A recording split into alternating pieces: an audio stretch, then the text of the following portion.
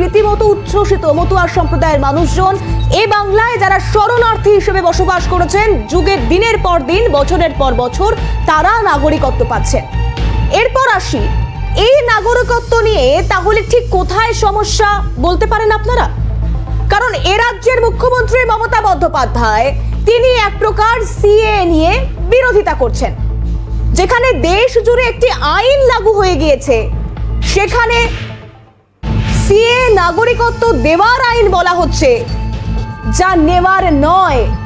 আর সেই সিএ নিয়ে যা আগেই স্বরাষ্ট্রমন্ত্রী অমিত শাহ তিনি ঘোষণা করেছিলেন এবং কথা ছিল যে লোকসভা নির্বাচনের আগেই এই আইন লাগু করে দেওয়া হবে, তারপরে দাঁড়িয়েও তাহলে সেই প্রশ্ন যে সিএ নিয়ে কি ভুল বোঝানো হচ্ছে, কেন এই প্রশ্ন উঠছে?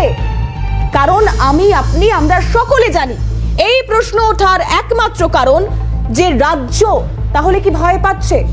কারণ মমতা বন্দ্যোপাধ্যায় রাজ্যের মুখ্যমন্ত্রী, তিনি রাজ্যের স্বরাষ্ট্রমন্ত্রী, তিনি বলছেন যে সিএ নামক ভাওতা যা শুধুমাত্র লোকসভা নির্বাচনের আগে এক প্রকার প্রচারের জন্য আনা হয়েছে, যাতে বা এই সিএ এনআরসি কোনোভাবেই লাগু হতে দেওয়া যাবে না বা দেবে না। তাহলে কোথাও একটা কেন এই সমস্ত কিছু গুলিয়ে ফেলবার একটা চেষ্টা?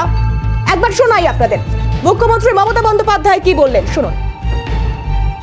ইলেকশনের আগে প্রতারণা, ছলনা, বঞ্চনা, নাগরিক অধিকার কেড়ে নেবার চক্রান্ত চলছে।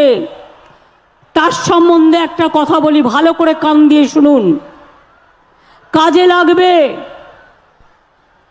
যে রুলসটা কালকে কেন্দ্রীয় সরকার ঘোষণা করেছে, আদৌ এটা বৈধ কিনা আমার সন্দেহ আছে।